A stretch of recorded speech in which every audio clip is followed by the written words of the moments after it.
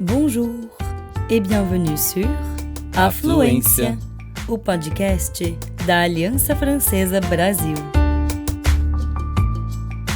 Você está ouvindo Lieu-dit, lugares franceses que contam suas próprias histórias, em francês e português.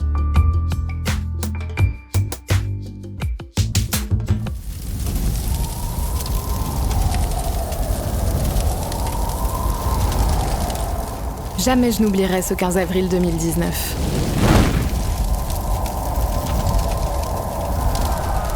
À vrai dire, je ne sais pas quel souvenir est le plus terrible. Celui du feu qui a dévoré ma charpente et qui m'a laissée nue à la vue de tous, ou bien la tristesse dans la foule qui m'entourait ce jour-là. Tous ces visages en pleurs tendus vers ma coiffe de flammes, tous ces cris impuissants lorsque ma flèche est tombée et qu'elle a transpercé mon cœur. La flèche principale de la cathédrale est tombée il y a quelques instants. Feuer in Pariser Kathedrale Notre-Dame. Matthias Wert in der Nähe von Notre-Dame. Matthias, ist der Brand unter Kontrolle? La grande question, c'est quel est quelle est l'étendue des dommages? Pourtant, j'en ai connu d'autres des catastrophes. Quand on a vécu aussi longtemps que moi, planté au cœur de Paris, je peux vous dire qu'on en a vu. Des tempêtes, des inondations, sans parler des crues de la Seine montées jusqu'à mes portes, des révolutions, des guerres, des sacres, des enterrements. Tous ces rois, tous ces présidents, je les ai tous vus défiler. Je ne peux pas tout vous raconter, on y passerait des jours, et sans doute des nuits.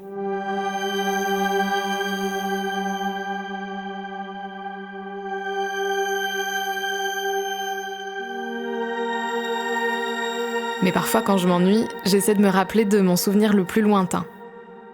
Je sais que je suis née ici, sur l'île de la Cité, en 1163. C'était une autre époque, Paris n'était même pas capitale, et moi je n'étais qu'une idée née dans la tête de l'évêque Maurice de Sully. Maurice voulait qu'on érige la plus grande et la plus belle des maisons pour son Dieu. Une maison qui s'étirerait vers le ciel, comme si elle pouvait le toucher, et qui laisserait entrer la lumière divine par ses vitraux colorés. Je dois dire qu'au départ, tout le monde m'a pris pour un fou. Mais très vite, les hommes se sont mis au travail. Ma première pierre est posée et bénie par le pape Alexandre III en 1163. Les travaux commencent. Ouvriers et ouvrières de tout le royaume convergent vers l'île de la Cité. Et oui, je sais que vous avez tendance à l'oublier, mais j'ai aussi été construite par des femmes. Elles travaillent sur les chantiers au même titre que les hommes. Elles se chargent des ornements, construisent les échafaudages, transportent les pierres et brassent la chaux qui va servir à les assembler. Charpentiers, maçonnes, tailleurs de pierre, verrières, couvreurs, mortelières, au total près de 80 métiers différents se côtoient sur le chantier qui va me voir naître. Je suis constituée de pierres, de métal, de verre et de bois. Les pierres sont issues des carrières parisiennes, elles arrivent par bateau sur la Seine qui longe mon flanc gauche, tout comme le bois qui vient des forêts environnantes. Du chêne solide qui va servir à construire ma charpente.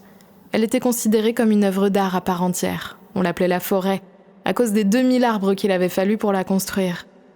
Au XIIe siècle, les couvreurs l'arpentaient habilement pour la couvrir de centaines de tuiles. On les surnommait les chats. Aujourd'hui, tout ce travail a disparu, dévoré par les flammes. Mais ne parlons pas des choses tristes. Je vous disais que j'avais vu défiler de nombreux rois. Je n'étais même pas terminée que j'en avais déjà vu 4 se succéder.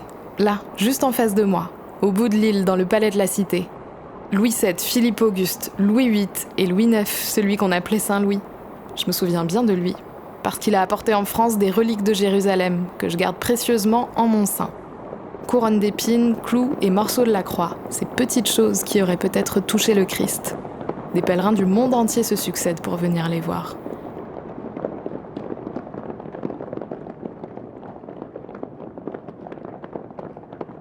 Mais ne vous y trompez pas, ils viennent aussi pour me voir moi.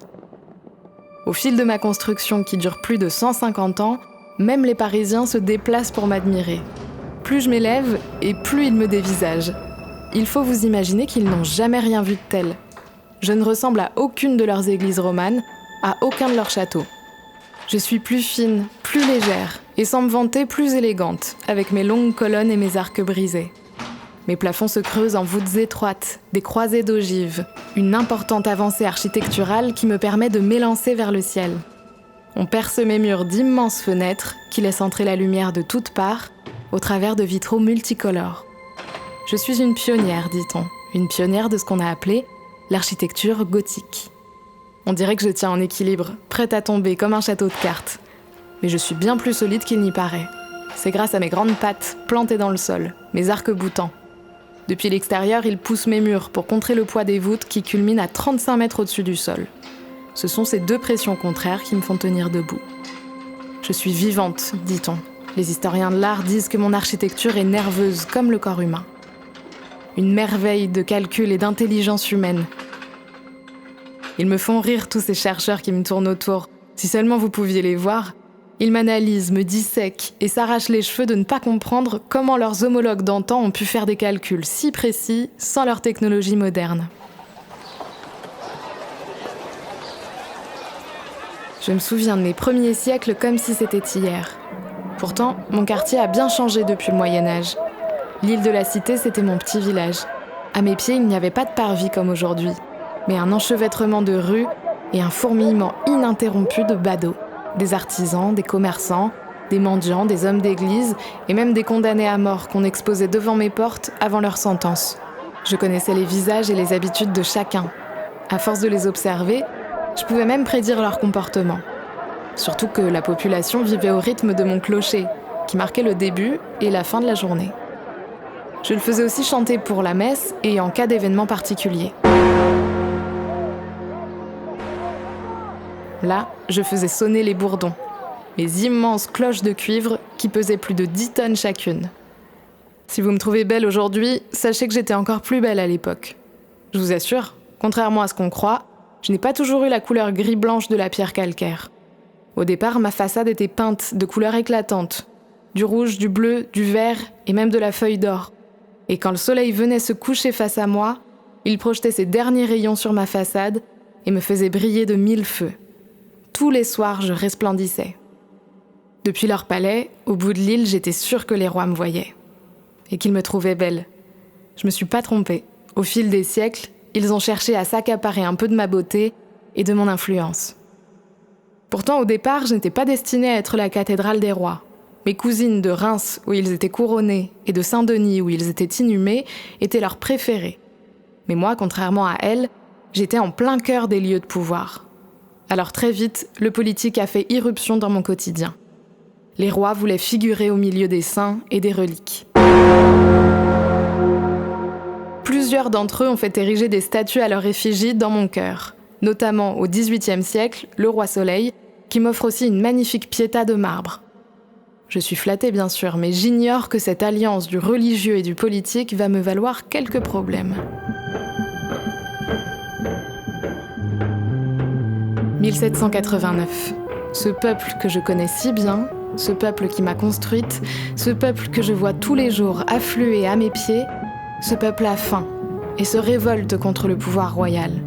Il se déclare indépendant, républicain, libre de tout joug, y compris religieux. On ne me détruit pas parce que je suis l'œuvre du peuple, mais je suis rebaptisée Temple de la Raison.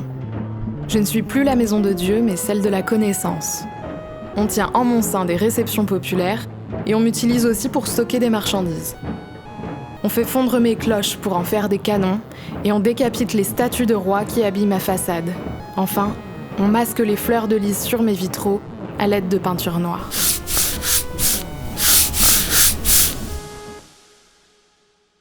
Tout ça n'a pas duré, bien sûr. Quelques années plus tard, Napoléon Ier se fait couronner en grande pompe dans mon cœur. Mais le mal est fait. Je suis abîmée. Mon architecture est depuis longtemps tombée en désuétude. On m'oublie, ou plutôt, on m'ignore.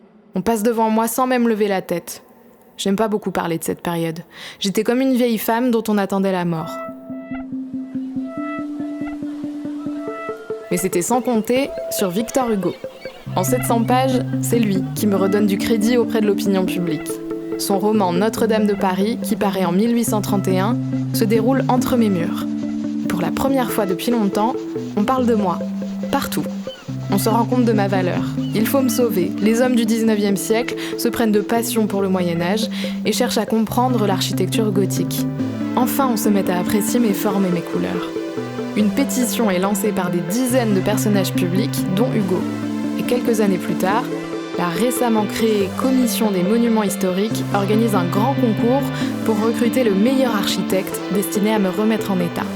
Elle en sélectionne 2, Jean-Baptiste Lassus et Eugène Viollet-le-Duc.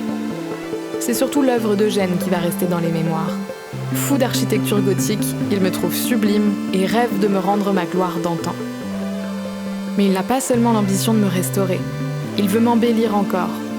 En 1859, c'est lui qui me coiffe d'une superbe flèche qui culmine à 96 mètres. Comme les hommes du Moyen-Âge, il cherche à me faire toucher le ciel. Et je dois dire que parfois, j'ai l'impression d'y être presque. Le pauvre, s'il avait vu l'incendie et sa création s'écrouler, il ne s'en serait jamais remis. Eugène s'inspire de l'esthétique du Moyen-Âge. Il me couvre aussi de petites gargouilles. Des animaux fantastiques, des éléphants à griffes, des chiens à pattes d'ours. Je me sens moins seule avec toutes ces chimères qui grouillent sur ma façade. Au même moment, le baron Haussmann, préfet de la Seine sous Napoléon III, perce de grandes avenues dans Paris et réaménage la ville. C'est lui qui dégage mon parvis, pour qu'on puisse m'admirer de loin, comme vous le faites aujourd'hui.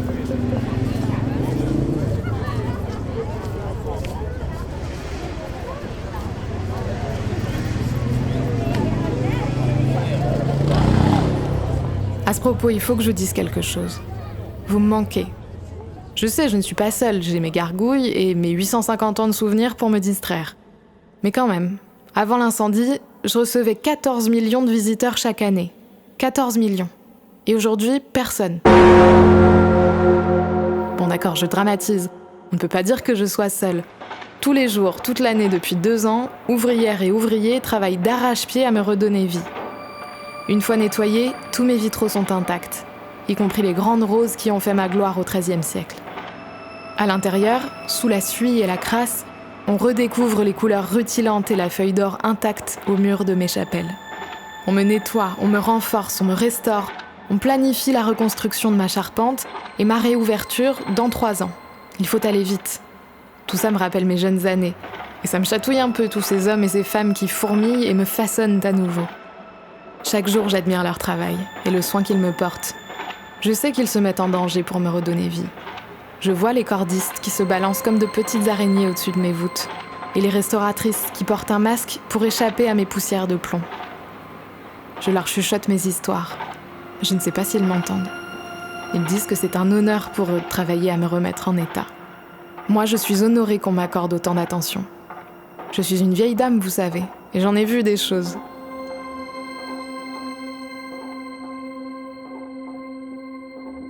Si je vous racontais tout, on y passerait des jours, et sans doute des nuits.